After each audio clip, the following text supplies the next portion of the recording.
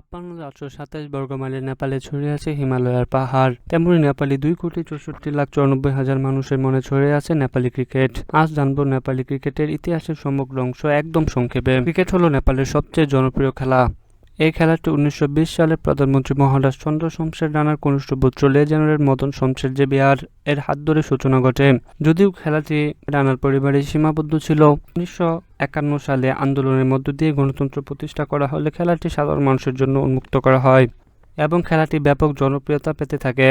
কিন্তু জনপ্রিয়তা থাকা সত্ত্বেও খেলাটি ১৯৮০ সাল পর্যন্ত কাঠমান্ডুতে সীমিত ছিল। নেপাল ১৯৮৮ সালে আইসিসি শাখা সদস্যপদ হয় ও ১৯৯৬ সালে আইসিসির সহযোগী সদস্যপদ লাভ করে। নেপালে ক্রিকেট ব্যাপক জনপ্রিয়তা থাকলেও আন্তর্জাতিক মাঠের সংখ্যা কেবলমাত্র একটি, যার দর্শক ধারণ ক্ষমতা ২০,০০০-এর কম। তবে বর্তমানে নেপাল ক্রিকেট অভূতপূর্ব উন্নতি সাধন করে চলছে। তাদের ভালো মানের খেলোয়াড় তৈরি হচ্ছে, সেই সাথে স্টেডিয়ামের কাজ চলমান আছে। নেপাল ২০১৪ সালে প্রথম বিশ্বকাপ খেলে এবং সর্বশেষ ২০২৪ সালে টি-২০ বিশ্বকাপে অংশগ্রহণ করে বেশ চমক দেখায়। নেপাল ক্রিকেটে রাজত্ব করতে পারুক আর না পারুক, দিনকে দিন নেপালি জনগণের মনে ক্রিকেট রাজত্ব করে যাবেই। নেপালি ক্রিকেটের শুভকামনা জানিয়ে আজকে এখানেই শেষ করছি। দেখা হচ্ছে অন্য কোনো ভিডিওতে। সে পর্যন্ত সকলেই ভালো থাকুন।